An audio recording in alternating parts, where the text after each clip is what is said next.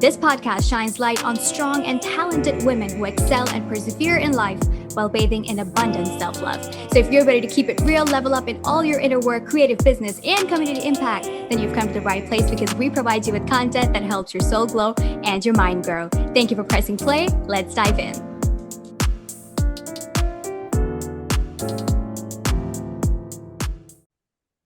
Hey, STUK community. It is Brette back with another solo episode, and it's been a minute. I've missed you guys. And so today we are going to talk about community versus capitalism. And, it's a pretty deep combo. So yeah, if you're in a place and a state to, get cozy, grab a blanket, grab a glass of wine, a cup of tea, a joint, or whether you are cooking, cleaning, driving, painting, drawing, creating, or whatever, yeah, let's take a deep breath and get into a pretty deep and socially impactful conversation.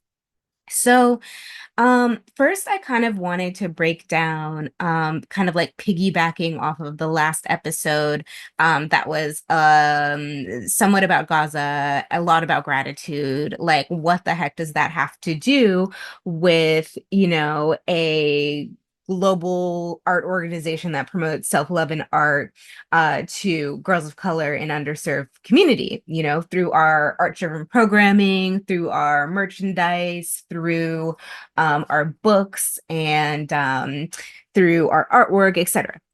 Like, what does that have to do with, the current state of affairs in the world? What does that have to do with the genocidal world we are currently living in? So I think the like I guess a good way to gauge that would be to ask, like, how can equality within the art world be dismantled when, we are living in an age of genocide? Nelson Mandela said, "We know too well that our freedom is incomplete without the freedom of Palestinians." And, that is extremely true. It's just like a very, it just seems like a very unjust, unfair world we're kind of living in. Like, we've kind of entered the Stranger Things upside down, and I think a lot about, like, elder Palestinians who have, lived through the occupation that began in 1948. And so, they would have seen um Black Americans being freed from Jim Crow, which is a form of apartheid, which is apartheid. And they saw South Africans being freed from apartheid.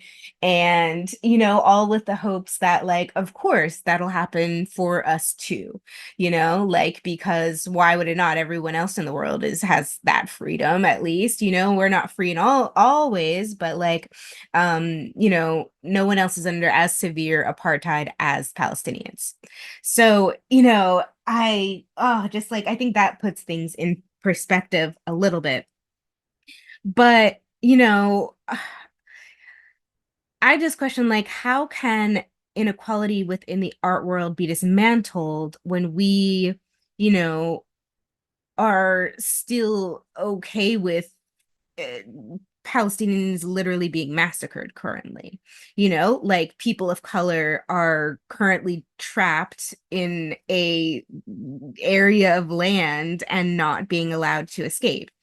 Um, in the last episode, I spoke about how um the Israeli forces were kind of pushing Palestinians from the north down to the south. Like, the south was supposed to be a safe zone, but there it just is lies and lies and lies. There is no safe zone. It's just like a complete genocide now and a literal Holocaust. um they have moved about 1.5 now Palestinian refugees to a city very, very close to the Egyptian border, which is like, they pushed them to the edge of Gaza.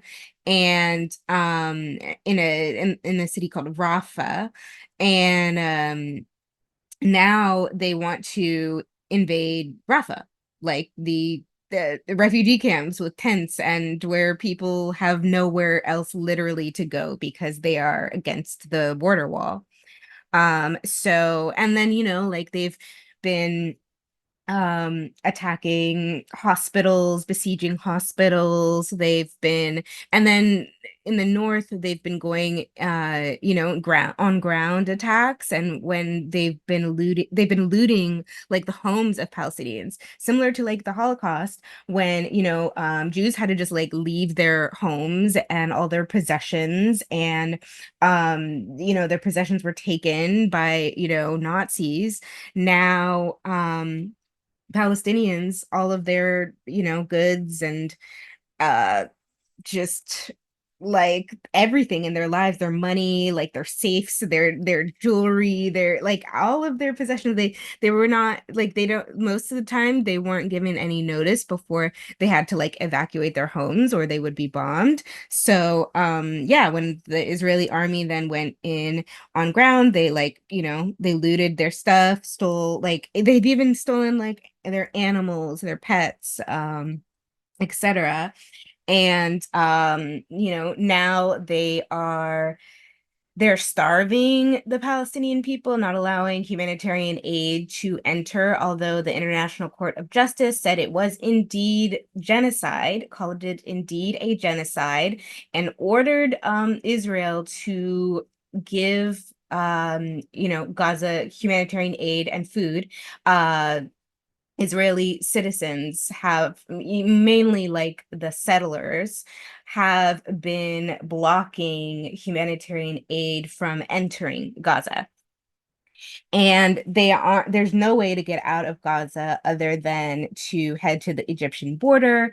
And they say that the people are at the border, the people are charging 10K per person, if you want to escape and cross the border and actually evacuate Gaza at this time.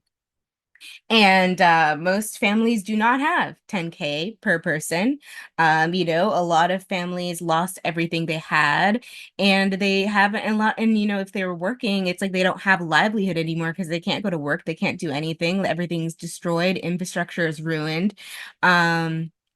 And I think, and their healthcare system is failing because the Israeli forces keep besieging every hospital and just committing extreme atrocities in hospitals, against children, against babies. The IDF often calls Palestinians human animals, and that's literally how they are treating them, which is extremely sick and twisted. And it's like making it just okay to treat people of color like animals. And we are not a company that stands for that. So yeah, and it's just been getting day by day like darker and darker, the atrocities that are being committed. There's been a lot of hangings, almost on some like um Handmaid's Tale type shit. It's giving Handmaid's Tale, like literally being like there was I saw today that there was like news about a little girl. I think she was around like 9 or so, and they hung her on a wall. There is a story about a little 6-year-old girl named Hind, who the IDF surrounded with guns, and besieged the car that her and her family were in. And they killed all her relatives, but she was alive and alone in the car. So she grabbed a phone, called the Red Crescent, which is, I guess, like the Red Cross. And this was recorded. Her call was recorded so everybody could hear it. And she was like saying what happened and help her, and please come to help her. So they did, and they went to help her. But the Israeli forces killed the two paramedics who went to try to save her, and no one else could get close to her or they would have been killed. So she died alone in the car, probably like of starvation. And it's just really sad that like they're targeting children. This is a war on children. And as we are trying to get children, trying to get girls like this, like girls of color, black, brown girls, and and Palestinian girls often have African and Arab ancestry. So yeah, they're indeed people of color. And it's just like how can it be? How can there be more resources, more acceptance, more open-mindedness when the world says that this is okay, when the world says what's going on in the Congo is okay, when the world says what's going on in Sudan is okay, and when people are just literally turning a blind eye to what's happening. Like, people are like, just if people care about like petty things, they're like their own little mini dramas. It's just like so insignificant compared to like what is large spectrum going on in the world and like what's coming, is if this continues, and it's just like so I think that it's so important for us all to try to like, to use our voices or to use our art in any way that we can to spread more awareness, to remind people that, hey, this is happening, this is real, and like, and we have to acknowledge it, we have to address it, and we have to like just like I think it's just we have to have some humanity, and we have to have awareness, and we have to have consciousness about what's happening, or or things will get much worse in the world. Like there was already extreme equality, but this just really calls for more, and it calls for the free world, quote unquote, as uh a lot of Palestinian journalists say that Israelis are calling this new world order the free world. I'm making like air quotes with my fingers right now, because the only thing that I can think of this free world is free of is people of color, black and brown people. So I found this quote by a woman named Marcia Cross, and she was speaking on Palestine, on Gaza, on the war on Gaza, or we could really say the genocide on Gaza at this point, since the International Court of Justice has literally ruled it as such. But she said, "I'm struggling to comprehend how to live among people with eyes that don't water, hearts that don't flinch, and voices that remain silent."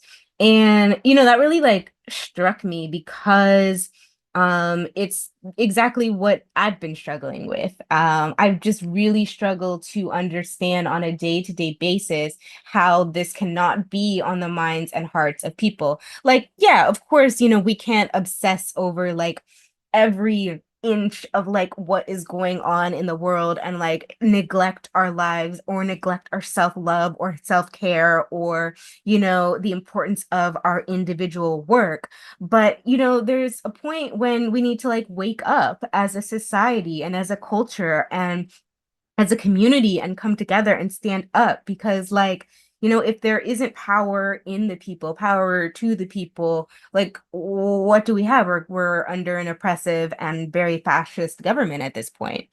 And that's just the reality of things that like people don't want to acknowledge and don't want to realize and don't want to address right now.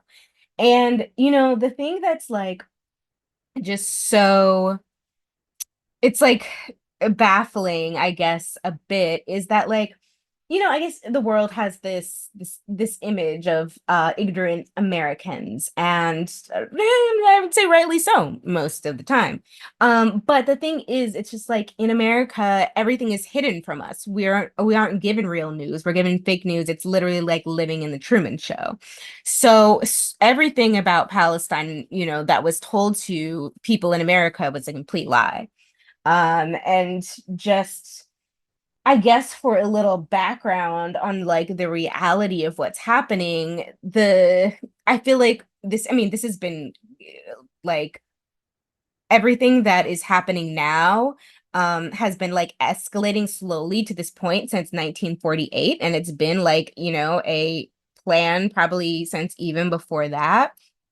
But it things really came to a head with like this plan with starting with like 9/11, and that was coerced by the CIA and Israel. It was, not by any Arab or Muslim people, but they wanted to kind of create this fear and this kind of like this racist fear against Muslims and Arabic people. And similar to, like how Black people have been, stereotyped and, just made to seem like something to be afraid of by white people. Um, but once, that happened, the world really, like the Western world, I should say, really like, started to shun or judge or, just have racist tendencies to Arabic and Muslim people a lot. And so, things started like really escalating there from the like, and then, that's when all the war on terror started. And but like, and they call Palestinians terrorists, but they're literally just like people who are under occupation trying to fight for their freedom. And I mean, Malcolm X said, as he fought for his freedom by any means necessary. And, Muslims believe in eye for an eye. Like they believe in not they have a right to fight. Like oppressed people have a right to stand up and to fight back and don't deserve to be called terrorists because of that. So yeah, I think like that's just it's like it's so twisted and so convoluted because they've been calling it like in America this conflict between Israel and Palestine, like it's been like an even war on both sides this whole time when they've literally like it's been a slow genocide leading up to this point. Like they poisoned their wells, like they've poisoned, their so many things in their culture. Like they have rations of food. They're given small amounts of water. And this was all before the war, this war or genocide on Gaza. And there's been many and many and many, many, many. Um, it's just like been slowly building up to this like catastrophic event. So yeah, and so I think it's important to realize that what is happening right now to the people that are currently in, Palestine and Gaza, that we can literally see on social media, like we're literally watching this genocide and this Holocaust live. I think it's important that we realize that this affects all people of color. This affects all people in general, but especially people of color. And, and then if we can get even more niche, it definitely affects girls of color because this is a war on children, and there are more girls in Gaza than there are little boys. And and like little girls are literally being attacked. Like I said, one was hung. Um, and this is like just the beginning of like the IDF's ground invasion and these horrible atrocities that they are committing against these people. Um, Yeah, so it just was like I feel like this topic needs to be discussed with more open-mindedness, and there needs to be more community really bridging that gap. But people are just so scared to discuss it because, like, I mean, I guess in some cases, rightly so, like if you have a job that you absolutely can't, speak about it or say Palestine or say Israel or say like Zionism or whatever it is, then that's fair. Like I understand that, but there are still ways that you can help. There are still ways that you can make an impact, make a difference, be conscious, share information, share anything that you can. Like there's still ways, there are always ways.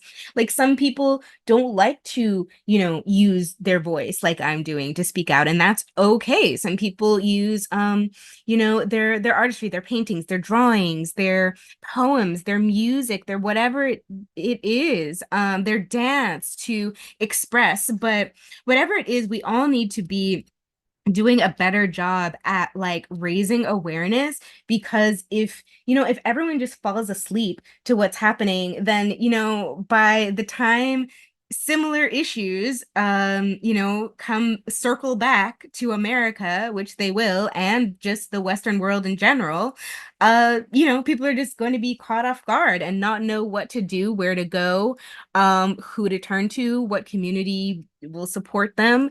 And so it's important that we come together and build community and build consciousness right now.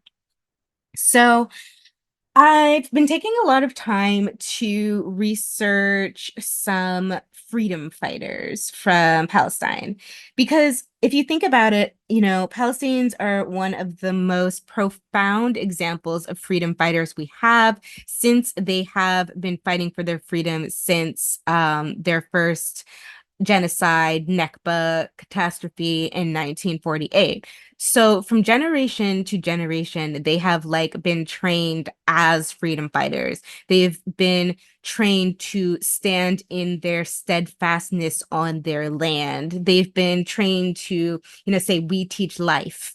And they have deep faith and deep just I don't know. They're just very like immovable, because generation after generation they believe in their right to stay on the land that they have. Like they don't want the occupiers to take land that is their right. I was researching some freedom fighters, and there is one in particular, and her name is Fatima Bernawi.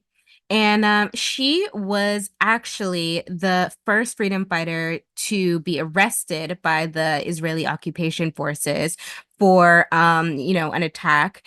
And she's actually an Afro-Palestinian, like a Black Palestinian woman. And she was actually sentenced to life in prison, but there other Palestinian freedom fighters interjected, and she was released after 10 years on a prisoner exchange.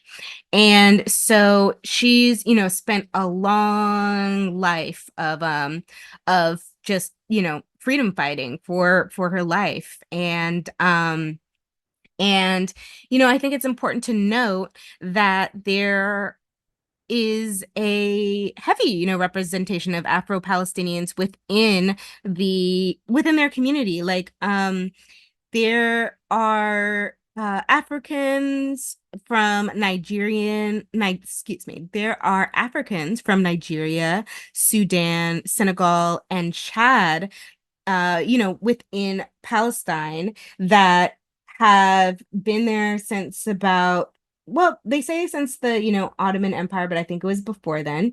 And so, they've kind of like mixed with the Arab population, and thus that's kind of like what Palestinians are, kind of like a mixture, just like, all cultures, so yeah, there are like, Palestinians that look white, and there are Palestinians that look African. So I think it's important to note that. But yeah, so I also researched a freedom fighter. Her name was Alayla Khalid. And she's still alive, but she's exiled living in Jordan. But she was the first woman who actually hijacked planes just to make a global statement like, hey, we're under occupation, a brutal Nazi-like occupation, and no one cares. And to just like get Palestine on the map. So yeah, she did that. And it, left a mark on the entire world.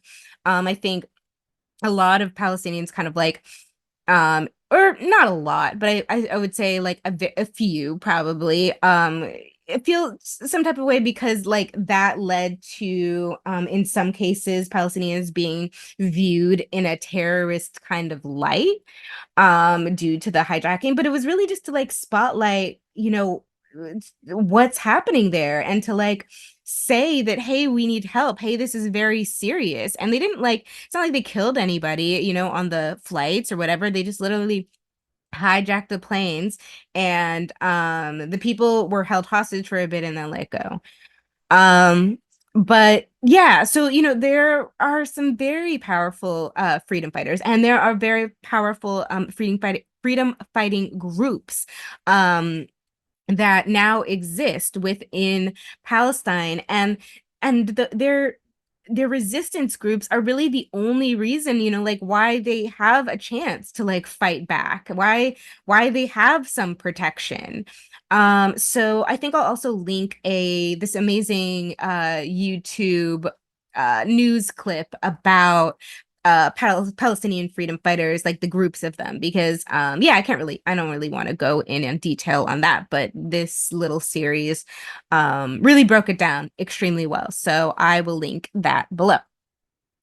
But yeah, so I think also it's important to note that the Black liberation struggle within America and the Palestinian liberation struggle have like always been linked. Angela Davis made this very clear. She's written text upon it, and like I was blessed enough to tune into one of her Zoom calls, just a call to action about what is happening in Palestine and Gaza and like how to kind of protect ourselves from Zionism during this time. And she made some amazing points. So I'm really glad I tuned in, but really her key, like the key she's saying is like, community, community, community, basically. So, currently there are just millions of families, little girls of color living in these like UN displacement camps within Gaza. And the majority of them is currently in Rafah, but all over. And it's crazy because I just, I feel like I don't understand what the UN even is for at this point anymore. I just feel like they're just damage control. They were established basically around the time when, Israel was, and they're really just in cahoots and just like it's not a real faction. It's just like Western glamour, damage control to act like they give a shit when they don't. Because these UN displacement camps have been getting bombed and they don't provide them with food, water, blankets, like mattresses or electricity, And they also make them pay rent for tents. And like, how do you make people that have been forced out of their homes have nothing, um, pay pay rent for a tent? It's ridiculous. It's just like humiliation after humiliation that they're facing. And it's just like we shouldn't see it as just like humiliation of the Palestinian people. They are like those are our people. They're humiliating people of color. And if we don't stop that, like if we don't stand up for that, like what are we doing? Like as a people, like like I don't understand. Um because how like that just means that it's okay to treat like us like that. It's okay to treat all people of color like that because that's what they're kind of making making the norm. And and it's so twisted, like how this quote unquote war is progressing, because they wanted to like extend the time of it and make it slow and brutal, deprive them of food, deprive them of water, so that they get tired, so that their steadfastness, gets weak and they can't fight back, and that they slowly die. And but also so that people just kind of like, oh, well, that's still happening, or oh God, I forgot that was even happening, or it's just so, because like Americans just have such a short attention span, and just I think the Western world has such a short attention span, or so sensitive and so entitled and privileged, just like, oh, I don't want to see, all that violence. I don't want to hear about all that, brutality or violence or whatever. But okay, like they're living it, like how would you feel then? It's important to be able to kind of like put ourselves in one another's shoes. It's important to be able to see from other perspectives. It's important to understand other cultures, and and it's and because that's what humanity is, and that's what is so deeply lacking, like within this world right now. So it's really important to just be aware, stay, I hate like kind of saying this, but like, stay woke, but like really just like stay awake, stay conscious, stay alert. Because like at this point, I think there are a lot of us who know and have known for years, like, okay, I'm not going to tap into like every like reality TV show. I'm going to turn off these commercials and this programming. I'm not going to watch regular TV, because we have an understanding that we've been programmed for a long time, and this has all been a part of it. And it's really what it is. It's subconscious Zionist programming. For example, I've noticed that like so YouTube is a Zionist app, but we still hope for the best from it.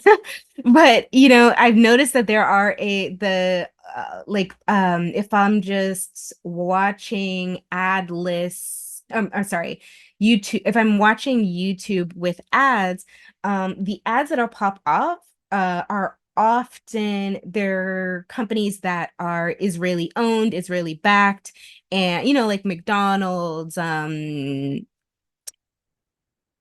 McDonald's, Burger King, what else? Disney, and then just like certain politicians. I don't know. I kind of like, I'm not really sure about this, so don't, quote me on it, but I feel like Gavin Newsom is kind of a Zionist because his ads keep popping up. But anyway, regardless of all that, whatever platform it is or whatever it is, it's important to like turn that shit off. And but it's kind of scary because people that don't know this, and people who haven't been aware for years that this is toxic, and they're trying to brainwash us to basically like be okay with genocide, and to like numb us into thinking that this is in any way okay. It's just like I don't know, I kind of feel like those people are kind of like past to the point of no return. I feel like they're zombies a lot in so many ways, and like they just don't have like they're just not awake, aware, alert. They don't have compassion for what's going on. They can't like they don't have that like the feeling tone to like to relate, kind of like, with the quote I was saying earlier. Like I'm struggling to understand that and why, but I think that it's really just because people are deeply brainwashed and programmed, in especially like in America, but in the Western world, to believe that it's just like, it's whatever. Oh, it's just like another program that's on, a genocide program. Like it's crazy. So I think it's just like important to, as conscious people, as faithful people, to yeah, turn it off. If you see commercials, if commercials are running, if you hear if you're ever listening to the radio, like turn it off, because it's toxic, and there's like subliminal programming within commercials, and as important what you feed your mind as what are feeding your body, because that's mental health,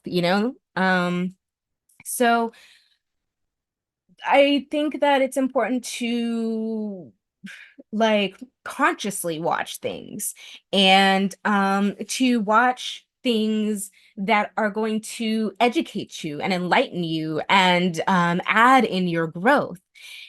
So recently I watched this Netflix, well, it's not a Netflix film, it just happens to be on there. But it's an indie Palestinian film called Somali Road, and that's spelled Somali, Somali Road. And it's an animation film, and it was phenomenal. And I recommended some documentaries, some films in the previous episode, so you should listen to that one too if you haven't. But this one really gave me a clear perspective on like what is actually happening there, and like the brutality that they not only are facing but have been facing for years. And so it was like this beautiful film, kind of from the perspective of this little girl. And was targeted, her and her family were targeted back in, I believe it was the 2009 war on Gaza, another, smaller version of the genocide. It's just like, like leading up to a giant genocide. But they they had land, and beautiful land, and just a giant family, and were very happy. And then the war came, and they had the opportunity to like either evacuate to like the city, because they lived kind of far out, like in farmland. But they were like, oh, the IDF won't come out here because we're really far out. We're way out in the boondocks in like farmland. We're farmers. We're not, part of Hamas. We're not part of any political faction. Like, why would they care about us? So yeah, they stayed in their home. But the IDF actually did come there because they want all the land. They want the farmland. They want to destroy every bit of, culture and land that Palestinians have. So they, you know, like the tanks rolled up on their land, but also it was really like an airstrike that targeted their family, and their home was besieged. And they showed like this footage from above of what it looked like, of what the attack looked like. And they showed like there were like audio clips of what the IDF soldiers were basically saying, and they could see from above like, oh, these are civilians, oh, there's children. And they were like, oh, just no, keep going, target them anyway. So, their family, a lot of them were massacred. The father was killed.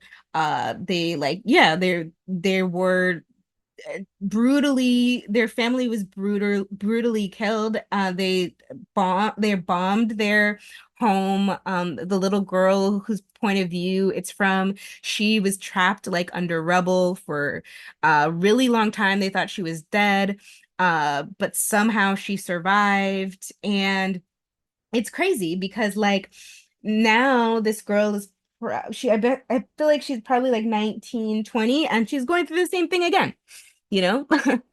And it's just like this film really shows the truth of like this kind of Zionist brutality, or just really the IDF's brutality, because there was no remorse. They don't care about killing the children. They don't care about anything. And they showed like when they finally got back into back to um their main kind of like plot of land, because they were all huddled up in like one building when they were besieged. But they were like writings, like racist writings on the walls. They drew like graves, gravestones, and wrote Arabs on the gravestones. And the little girl like was like, why would they do that? Like something's wrong with them. And like, yeah, they were all just like, something's wrong with them. Like they're not okay. And it's just like severe like mental illness, and like they've been programmed, just like within Israel, they've been programmed from a very young age to, yeah, just like hate Palestinians, to believe that they are human animals. And that, over time, it just makes it just like okay to treat people like less than human. And that should never, ever be okay. So yeah, I highly recommend this film. I really hope that it wasn't too much of a spoiler alert what I said, but I don't think so, because it's just like such a beautiful, oh my God, the animation is amazing. So if you're an artist, you will love it. But it's very heavy. So, be prepared for that. But if you want to see the truth of what's really going on there, yeah, I recommend that. And then there was another show, or sorry, just a show, because the other one was a movie, called Fauda. And that is spelled Fauda, also on Netflix. Netflix seems to be the only platform that I can find Palestinian shows, independent films, movies on. Like if you search Palestine on Netflix, you can find a lot. I highly recommend that. Educate yourself. So this show, Fauda, shows like about Israeli double agents, and how they have for years basically like entered Gaza, and just Palestinian communities in general, also in the West Bank, and how they basically pretend to be Arabic, to speak Arabic and to be Palestinian, to yeah, to just breach their security and to find out what's happening within their community. It's just like racist apartheid surveillance. It's heavy surveillance, and they do it in very tricky, sly ways. A way that I guess I could compare this is like how the CIA or the FBI surveillance, black people, like Malcolm X, the Black Panthers. That's essentially like what it's the same thing. It's exactly the same thing. Um so yeah, I think that, educating yourself with like, and feeding your mind with shows, films, independent films, documentaries that like will enlighten you is so vital right now, because it's just so much toxicity going around that is trying to like numb our minds, our hearts, our souls, everything, just like away from the truth, away from what's really happening in the world right now, and how important this time is. And also just like how precious life is, and that like every life truly matters. One of the Gaza journalists, Palestinian journalists that I follow, Basan, who I spoke about a lot in the previous episode, she says, she said, enjoy your moments alive, because like they don't have that luxury to to even know that they are going to wake up the next day, because they could just very well be bombed in the middle of the night. Anyone could be like, their lives are on the line right now, like every day. So it's important to, yeah, embrace the present moment right now. Shower yourself with self-love, and understand that it's a gift to be alive that not everyone has in the world right now. And any, sort of freedoms that we have, it's important not to take them for granted. Um, because yeah, freedoms are being taken away, and more censorship is entering the building. I One of my favorite artists artist is a Chinese artist. His name is Ai Weiwei, and he does like kind of I would say like installation work.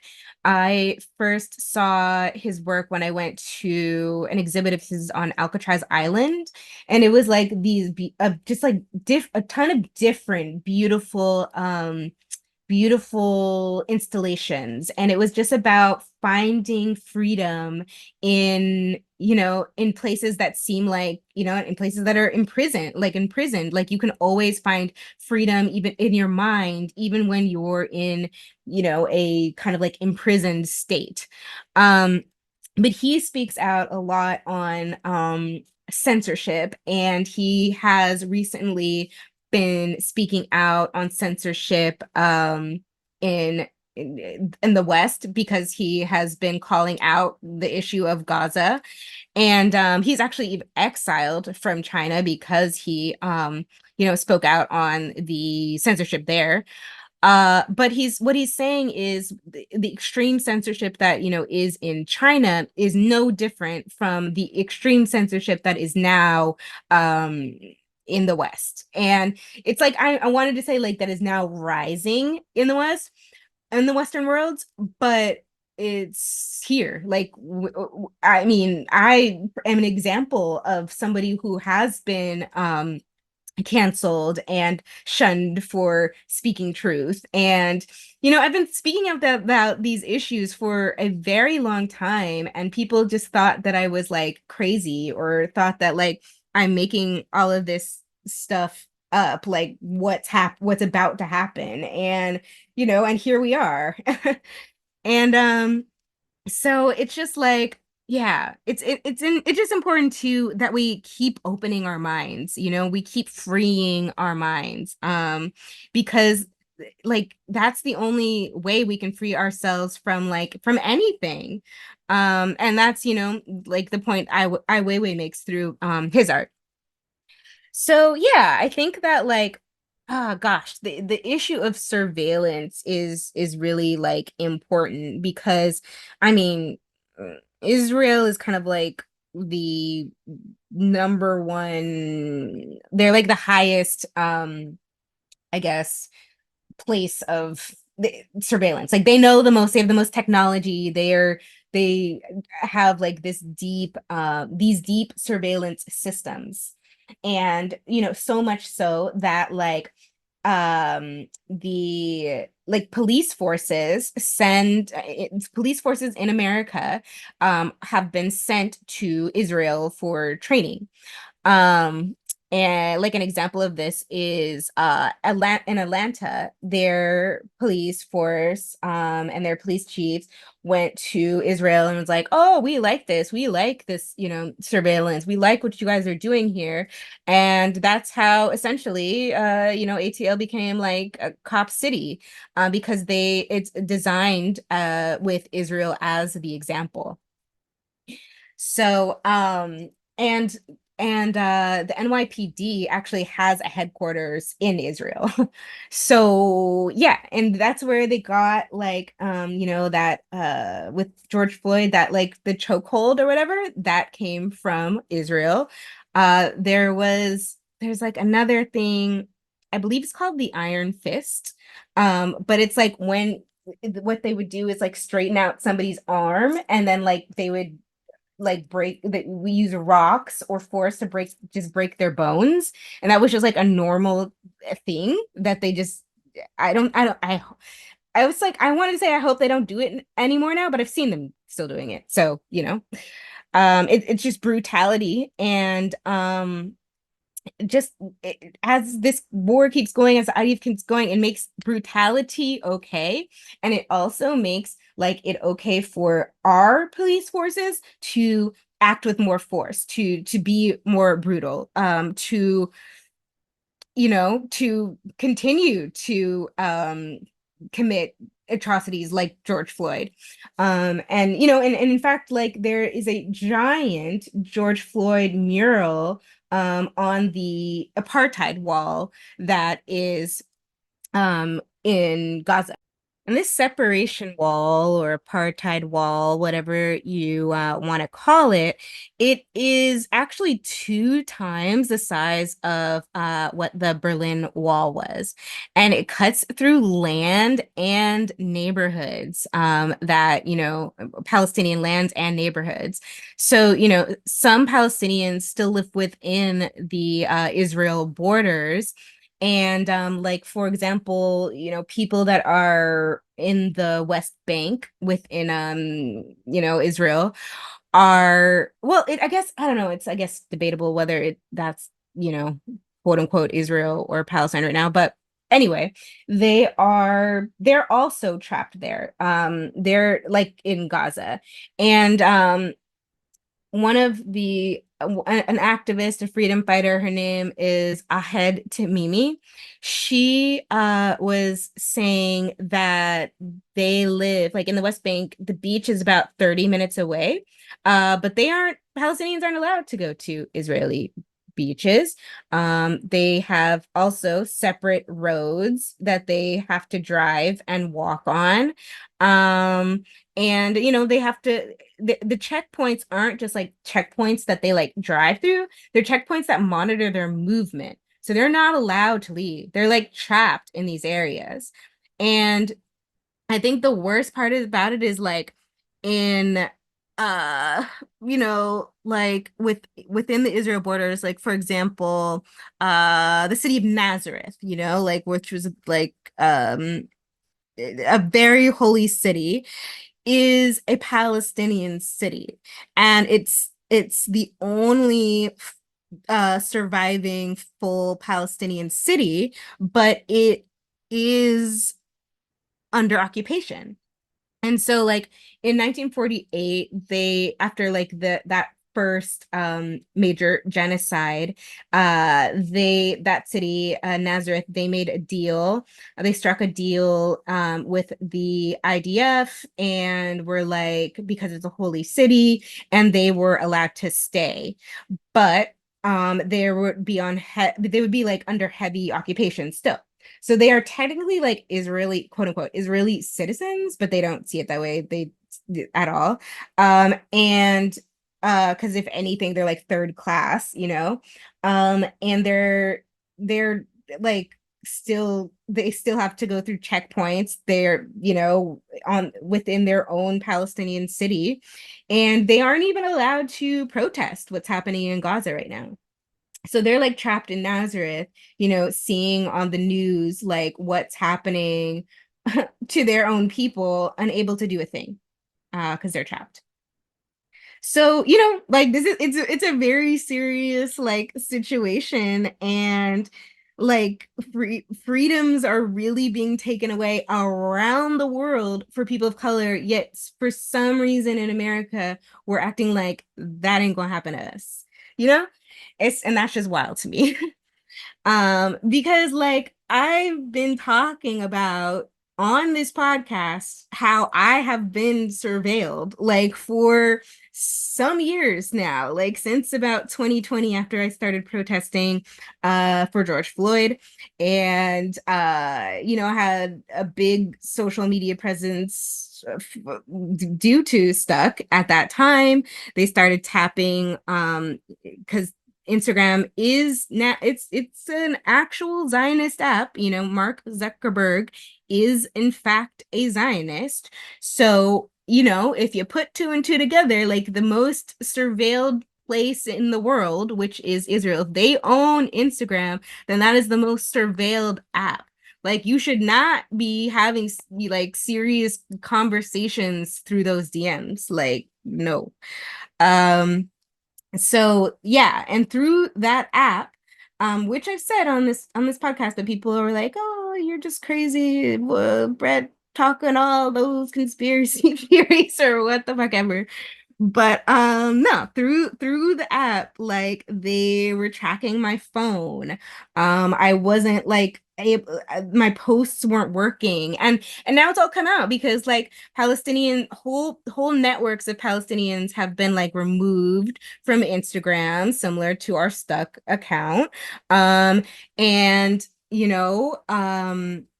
people have been, like journalists complain about like their, the same exact thing that happened to me. Like when you're trying to post and there's weird messages that pop up like, oh, you can't post that. Oh, there's this, that, it's just like stupid little rules that are, really just blocking racist rules that are blocking people of color on that app.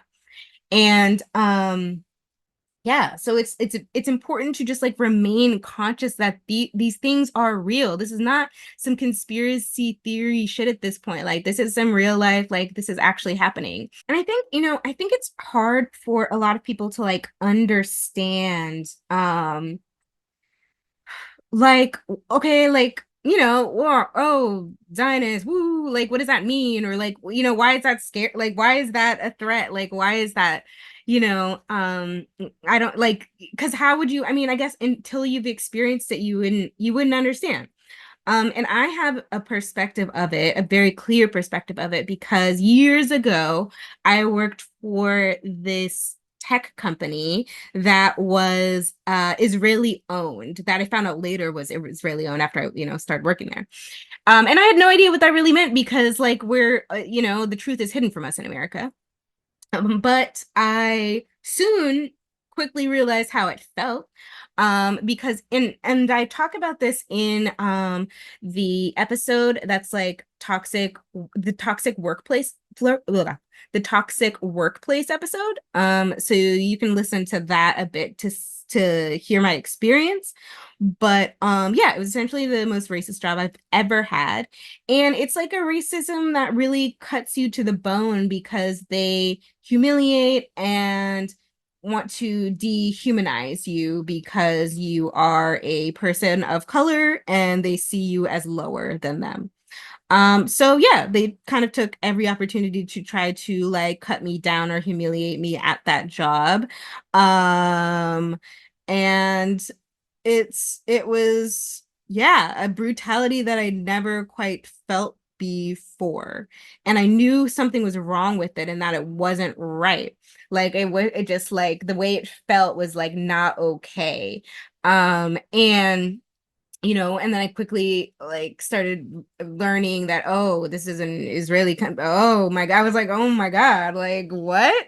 And and then like my perspective started to change, and needless to say, I didn't work there very long, but that's why I have a clear perspective on like what Zionist racism really feels like and why it is very scary and very like why we need community and why we need to be alert, awake, and aware.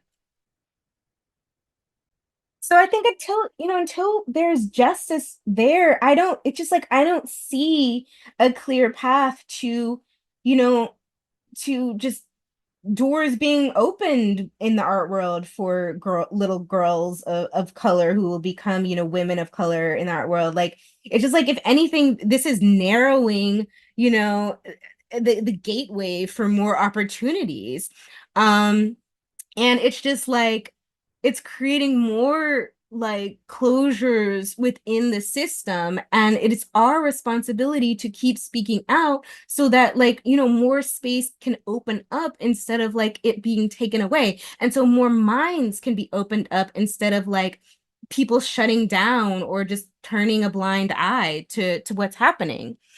um I was talking about Palestinian freedom fighters earlier, and I was researching I talked about her before, but I had Tamimi, and she's just, oh my God, I just am so inspired by her.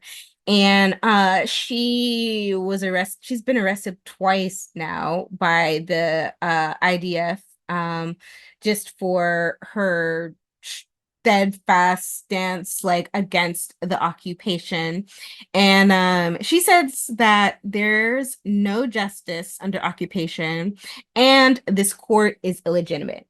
And so I think it's really important to realize that too, like that when they're an occupied people and there is no justice, like similar to like Black people in America, like if you really want to, put it like be fucking for real, like Black people are a people under occupation as well. Like, And I don't understand how we are not, like obviously we are not in any way under as extreme form of like apartheid as Palestine, but like I think it's important to be conscious of the fact that like we are, apartheid isn't like it's not over. Like it's not equal. We're not equal in this country.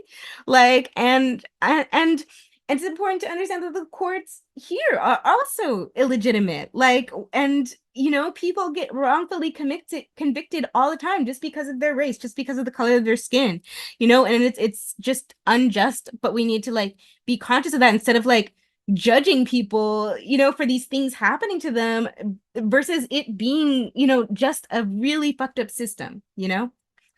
Um, so yeah, I think like many people are working to just bring awareness and bring community together. And a book was actually made about Ahead to Mimi by a journalist, and it's called They Called Me a Lioness, A Palestinian Girl's Fight for Freedom. If you've been following like what's been happening, then you know that South Africa tried to, I mean, they did, and they did a phenomenal job. But they took Israel to the highest court in the world, which is the International Court of Justice, and to get them charged for genocide. And I like I said, it was ruled a genocide, but they were just told to give them food, give Palestinians food, but they could just keep killing them, I guess. And but what's important about this is that South Africans did this not because they like actually believed that the show was gonna like stop, but to show the world as an example about how fucked up this system is, how fucked up this court system actually is. Because if the highest court in the world is still not for people of color, what does that mean? You know? What does that really mean? And so and so they proved a point that like I guess apartheid's just okay, around the world. Like, and yeah, they were still after they presented like it was so detailed, the case that they presented. They told like almost like every atrocity that was committed. There were images shown about the hospitals that had been besieged, and then the horror that was committed within the hospitals, the doctors that were killed, and you know and it's still, there's still no ceasefire. um so it's just important to know that like the Western world is trying to be at the top, and it's just like I don't know, I just think that other like countries need to understand that like it's like no, I don't, it's like no point working with these systems that are against us anymore. Like how it's just like not gonna work out.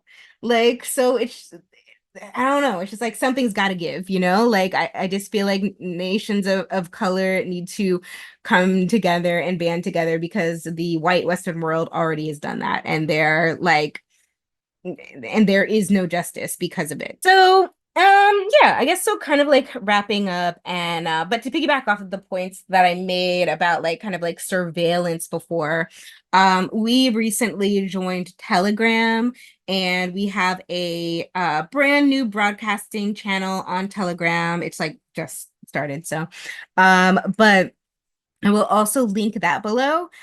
So if you guys want to join that, join our community there. Keep up to date with like what's happening within our community, what's happening just like, social justice wide, or art wise. Yeah, we'll be talking about those things, self-love wise, yeah, how you can give back, how you can get involved, all that good stuff. And if you didn't know, Telegram is a wonderful app because it is an app that is not surveilled or tracked. So that is why we chose it. And yeah, that's kind of like a new thing. So I also, just because of all that's happening, because of the way that like the world is shifting and things are changing, so drastically, um, it's just like come to my awareness that like, yeah, while we serve underserved girls, we are also going to now put our focus on refugees as well, like refugee girls, refugee children, because like I mean, our point with our company is that like if we don't fight for our artistic rights, if we don't fight for arts education, for kids of color, for little girls of color, then it will become non-existent. Well, worldwide, this is already happening. Like, are the little girls in Gaza getting any more art education or being able to do art? No, no. Are little girls in the Congo or Sudan able to do art right now? Do they have any resources? No.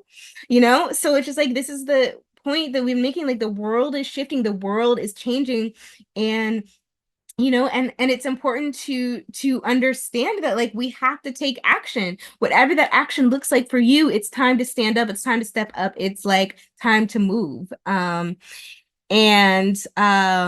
yeah, because change is real, and we are the change that we seek in the world. Like we can only make a massive change in the world by creating small incremental little shifts and changes within our lives, within our level of self-love, self-care, within our level of presence and knowledge and awakeness or awareness, day by day. So I think, the more we tap into that and the more we tap into like the frequency of love, our heart frequency, the heart chakra, more humanity will come back to us. And as, more humanity returns to each individual, it just creates a larger wave of awareness. And that's what we really do, as a brand, as a company. Like, on Twitter, every day almost, we are on there elevating the frequency, raising the consciousness, raising the collective consciousness, raising the collective frequency, because it is such a low at this point. It's so much negativity, so much self-deprecation, so much just like small-mindedness and little me, little I, like just unable to see outside of themselves and like the picture of the whole world right now. And it's important to see it. It's important to understand what's happening around us right now, because everything is about to change, and it already is. Like it's also like it's there's just so many distractions in America, like from the Super Bowl to little holidays, here and there, like Valentine's Day or whatever. Like when these holidays come up or whatever, like or big events, we as Americans often get distracted. And then currently now, like the IDF uses those distraction moments, because the world actually just gets distracted, to go harder on the genocide, regime against them. Like more atrocities get committed because they're like, oh, people are just distracted right now. So it's just like important that we, just stay alert to what's happening, and in our own lives, make the small changes that we can to better ourselves, to create stabilization for what is to come, and to just like spread love and to love ourselves a bit more each day, because that adds to humanity. So I think I've done it. Oh my goodness. I think that I finally got this episode out of me. So I think I'm gonna close with James Baldwin quote. And James Baldwin was also a revolutionary who knew a lot about what was happening in Palestine because, you know, the thing is, like, and that we should be conscious of is that like the leaders of the past, they knew what was happening. They like Malcolm X knew what was going down in Palestine. James Baldwin knew, Angela Davis knew, a lot of the Black Panthers knew, and that's why they were also targeted and silenced, and like, you know, often Angela Davis was fired from her teaching jobs, and, you know, she was refused an award at one point, attacked by Zionists. But it's important to understand that, like, yes, while Palestinians have been attacked by Zionists, there is also Zionism in the United States, and Black people have been targeted for years, years and years by Zionists. And you know, even you know, to no avail was just speaking out. I just felt like no one heard my voice when I was being attacked by a literal Zionist app, and you know, and it's real and it's happening, and so yeah. So I'm going to read this James Baldwin quote, and this was when he was talking about leaving the U.S. because he had to leave the U.S. for a while when Jim Crow was heavy, and he went to Paris. But he said, if I fled to Israel, a state created for the purpose of protecting Western interests, I would have been in a much tighter bind. On which side of Jerusalem would I have decided to live? And that is from his essay, Take Me to the Water. And that was written in 1972. And yeah, I might actually insert a little bit of his his clip when he's speaking about that. So let's insert that clip. When I left this country in 1948, I left this country for one reason only, one reason. I didn't care where I went. I might have gone to Hong Kong, I might have gone to Timbuktu, I ended up in Paris, on the streets of Paris, with $40 in my pocket on the theory that nothing worse could happen to me there than it already happened to me here. You talk about making it as a writer by yourself, you have to be able then to turn off all the antenna with which you live, because once you turn your back on this society, you may die. You may die. And it's very hard to sit at a typewriter and concentrate on that if you're afraid of the world around you. The years I lived in Paris did one thing for me. They released me from that particular social terror, which was not the paranoia of my own mind, but a real social danger visible in the face of every cop, every boss, everybody. I don't know what most white people in this country feel, but I can only include what they feel from the state of their institutions. I don't know if white Christians hate Negroes or not, but I know that we have a Christian church which is white and a Christian church which is black. I know, as Malcolm X once put it, that the most segregated hour in American life is high noon on Sunday. That says a great deal for me about a Christian nation. It means that I can't afford to trust most white Christians, and certainly cannot trust the Christian church. I don't know whether the labor unions and their bosses really hate me. That doesn't matter, but I know I'm not in their unions. I don't know if the real estate lobby is anything against black people, but I know the real estate lobbies keep me in the ghetto. I don't know if the Board of Education hates black people, but I know the textbooks I give my children to read and the schools that we have to go to. Now, this is the evidence. You want me to make an act of faith, risking myself, my wife, my woman, my sister, my children, on some idealism which you assure me exists in America, which I have never seen. All right. So, okay, that's it for now, I think. I mean, it's just like, oh my God. I mean, it's like, what are we even doing? Where, like, what world do we even live in right now? It's very hard to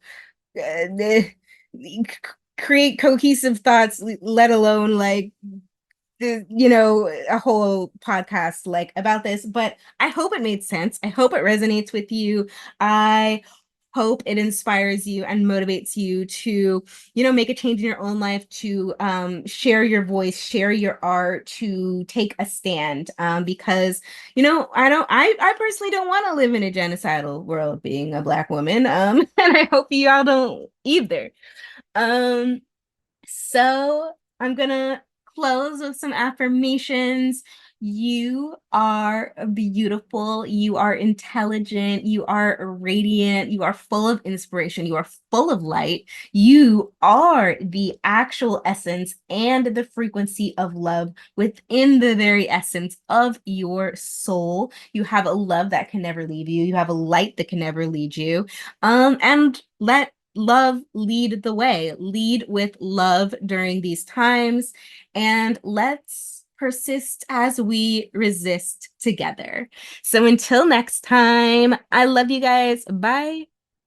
Hi everyone, hope you liked that episode. We are all about preaching self-love and empowering women and girls around the world. Support us in our journey as we provide art supplies and many more resources to girls in Ghana through our 2 programs, the Fly Girl Initiative and Little Heartists.